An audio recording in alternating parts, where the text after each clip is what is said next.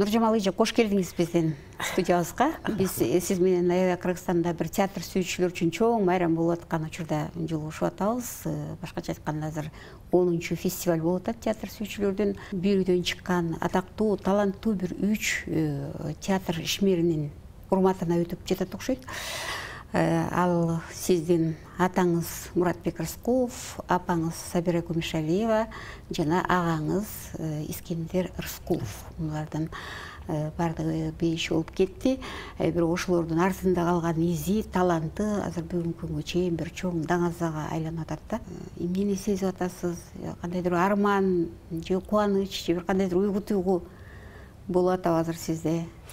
Биринчиден же уюштуруш иштеринен алек болуп эле азыр мындай ойлонуп ой тегерете элексизби? Алек деле болуп атабыз. Ушу залкар кишилердин баягы эсими менен бүт артисттерди ошолорду эстейлик деп, ошолорду баалайлык деп, ошол кишилер унутулбасын деп ошо фестивалды өткөрүп атабыз. Жакшы, Нуржамал эже, эми албетте бул керек нерсе, ошол эстелбей да калган учурлар болот да, жакшы адамдарды, таланттарды да.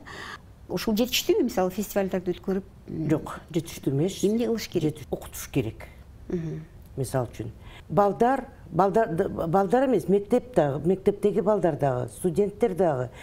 Ал эчтеке эмес, ушу балдардын ата-энеси дагы же театрды билбейт, же артисттерди билбейт, же ушу театрда кандай спектакль өтүп атканын билбейт. Зритель абдан аз болуп атат, театрларда абдан аз болуп атат.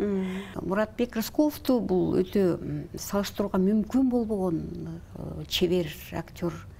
Кыргыз искусствосуна бир укмуштай, керек болсо кыргыз искусствосунун негиздөөчүсү катардагы баалап жүрүшпөйбү театр таануучулар, сынчылар.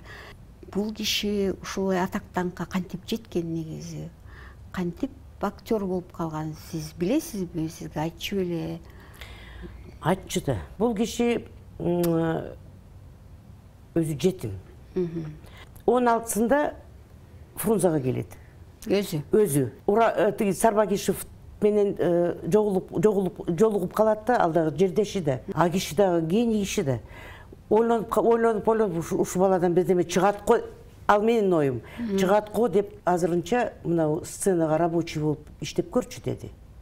Анан калганын көрө жатарбыз деп. Анан кийин рабочий болуп иштеп калды да. Бир кызык нерсе да, ревизордо кушать подано деп бир мизансцена бар эмеспи? Менин папам дагы дал ошондон баштаптыр. Тамак алып келинди деп, ошон бир артист ооруп калат да, ошону алып келип, баягы идеш шаякты киргизип, ошону менен чыгып кетет. Ошол биринчи ролу. Биринчи ролу. Ошо кичинекей эпизодду кирип эле чыкканга эле ушундай бир жакшы ойногон окшойт да. Бул киши эми 64 жашында эле каза болуп калган экен, өтө жаш, далай ролдор ойнолбой калды да. Ушул эмне себеп болду, ооруду эле? Давлениясы абдан жогору болчу. Сабира апаңар дагы, Муратбек атаңар дагы мындай да, күнү түнү иштечи. Вот эсимде бар да ошолор. Түн ичинде ойгонуп, түшүмө кирди ушул роль. Мен мындай кылышым керек экен. Сакиш репликаны тышта деп койчу да. Бол батыраак, реплика, унутуп калам, репликаны бер батыраак деп. Ошон үчүн мамам даже өзүнүн дагы ролдорун окуп, анан папамдын ролдорун, репликаларын жаттап алчу да.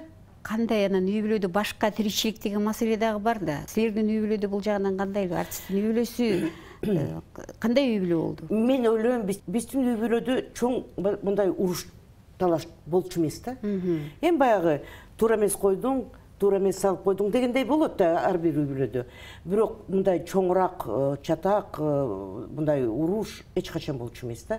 Сабира Кумишалиева албетте таланттуу актриса экенинде сөз жок. Кино актриса, театр актрисасы. Үй бүлөдө кандай аял эле? Мисалы 4 баланы төрөдү. Аларга баягы тамак жасаш керек, күндө жанында отуруш керек, эртеден кечке кам көрүш керек дегендей балдарга. Папам каза болгондо, каза болгондун астында Сакиш деди, сен менин көлөкөмдө калып калдың. Сен абдан кыйын актрисасың. Бирок сен мени чоңойтом деп, жакшы артист кылам деп менин көзүмчө баары тең. Дагы Мирахимовтар турган, Мамакеев докторлар турганда, ушу сен менин көлөкөмдө калып калдың деп айтты да.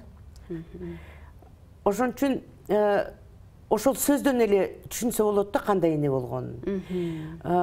Барыбызга кандай аял болгонун. Кандай аял болгонду, кандай эне болгон, кандай дос болгон. Мисалы үчүн мен айтып атпаймынбы, көп деле чатак көргөн жокмун деп. Көрсө, бул такси менен баратсак, шофер айтып атпайбы? Мамаңыз кандай дейт? Мамам жакшы деп тиктеп калдым да. А сиз кимсиз десем, мен Володядан кийин болгон шофермун дейт. Аны сүйлөшүп калат да машинеде. Ой, булар жакшы эле урушчу дейт. Убактыңыз барбы? 1,5 саат деди. Бар дедим. Андан мен сизди ошо урушкан жагына алып барып келейинби дедим. Алып барыңыз дедим. Ишенбей айтам да.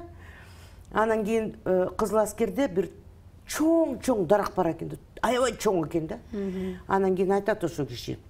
Билип коюңуз дейт. Ушул жака келип дейт. Мен буларды алып келип дейт ушул жака. Өзүм тетиякта турчумун. Анан кийин экөө туруп алып аябай урушчу дейт. Мен ойлойм даже бири-бирин кичине чаап койгондой да болсу деп. А муке үйдүн жанына келгенде Сакиш болду эми, Сакиш балдар көрүп калбассың, Сакиш деп айтчы дейт да. Демек ушунун өзү баягы улуу адамдардын сапаты да. Негизи албетте эми театрда иштеген актерлорго көрүнүктүү адамдардын айланасында ар кандай легендалар көп жүрөт.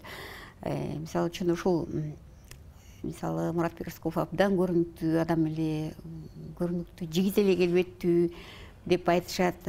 Ортодо кызганыч болгон жөнүндө укканыңыз жокпу? Мен күйөөгө чыгып атканда, ушу мамам мага айткан: "Балам, үйдөн кетип атасың,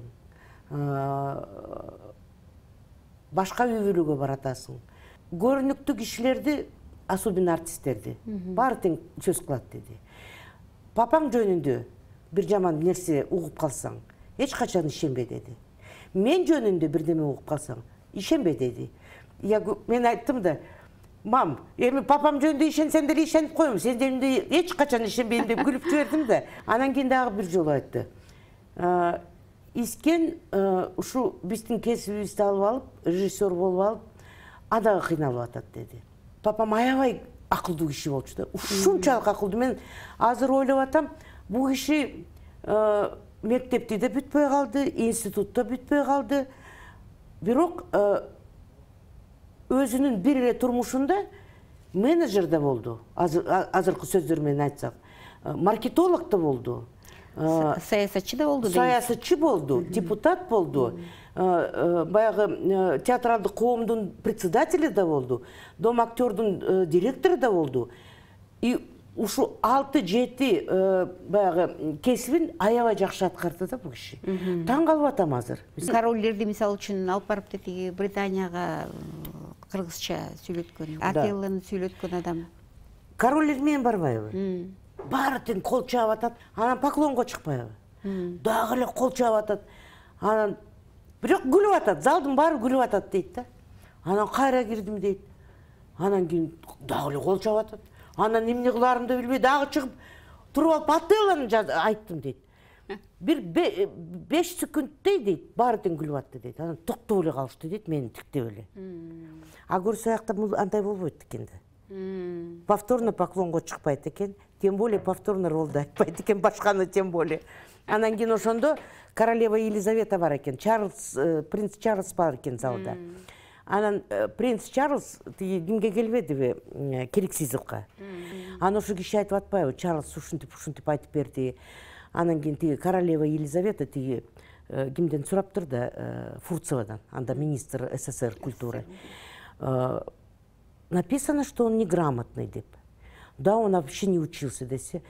Это какой самородок, который может играть Отелло, короля Лира на своем родном языке и заставить холодных британцев до такой степени ему аплодировать деп айтыптыр да. Күчү, таланттын күчү ошондо да. Ошондо. Булардын достору кимдер эле? Кимдер менен көбүрөөк катышчу эле, үйгө кимдер келчү эле, кандай белгилүү адамдардан эсиңизде барбы? Баары келчү. Мисалы үчүн Чыңгыз Төрөкулович менен бир короодо турдук, бир подъездде. Бибисара Бишналиева менен бир подъездде. Сайра Кейизбаева эжекем жакын жерде турчу. Гулипа Кондучалова. Ең маданиятты өстірген министр Кондучалова. Тоқомбаев, Алы Тоқомбаев, Гапаратиев. Ушу кишилердин, мен дагы, ушу айткан кишилердин балдары дагы, барыбыздын ушу ойлойм бактылуубуз. Ушундай кишилерди көрүп калып, кандай болбосун, ар бир чоң залкар адамдан урпат эте алат экенсиң, карап турат экен. Азыр ойлоп атам да, юрист болуп кеткен турбайсызбы? Эмне үчүн юристтик кесип тандап алдыңыз? Өзүңүздүн тандооңуз болдубу же болбосо актёрдук командировкалаган тынч жок кесипти тандагыңыз келген жокпу? Айткандары эсимде.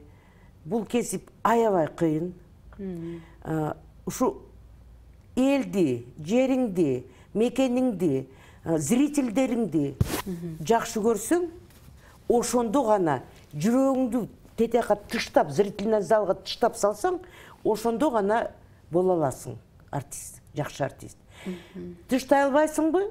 Боло албайсың. А биз балдар силердин жүрөгүңөрдү сактап калалык деп атабыз. Тияка тыштап турбайбыз. Ошондуктан артист болбойсуңар деп гана акырын айтып койгон. Бирок ошондой болсо дагы Сабира Көбүшалиева менен Муратбек Рысковдун балдарынан Искендер Рысков чыган режиссер болуп чыкты да. Бул таасирден болдубу же талант алып чыктыбы? Талант алып чыкты. Талант алып чыкты. Эмне үчүн папам болбойт. Искен автодорожный техникумга өтүп, жакшы окуучу аябай. Автодорожный техникумга өтүп, биринчи курсту бүткөндөн кийин мамама ыйлады тимеле. Мам, меники эмес, окубайм деп. Анан кийин мамам папамдан аябай суранды да, мен жанында турчумун. Анан кийин папам айтты, болуптур, чакыр балаңды деп. Анан Искен келгенде папам айтты, отур жаныма деп, баягы отур жаныма башталды да. Анан кийин отурду. Анан папам айтты, болуптур, мен макулдугумду берем деди. Бирок деди, сен режиссер болом десең, артисттин кылык жоруктарын кандай болуш керек, турмушу кандай болуш керек, ошону билгенден кийин, анан кийин гана режиссерге барасың. Ошондо сен жакшы режиссер болосуң. 5 жыл Ташкентте окуду, актерскийде, анан кийин Москвага ГИТИСке өттү. Баягы Завадскийдин баягы окуучусу да Искен. Ошол труппа менен а киши да аябай гений киши да. Кандайдыр бир жакын постановка жасап атып, ошо бүт даяр бойдон ушу Москвадан бияка ушко келишпедиби? Кандай дөңгөрөгөн театр эле. Эми албетте бул өзүнчө сөз. Таланттуу үй-бүлөдө чоңоюп, ошолордун туусун көтөрүп азыр жүрүп атасыз же. Сизге дагы ден соолук каалайбыз. Бар болуңуз. Рахмат.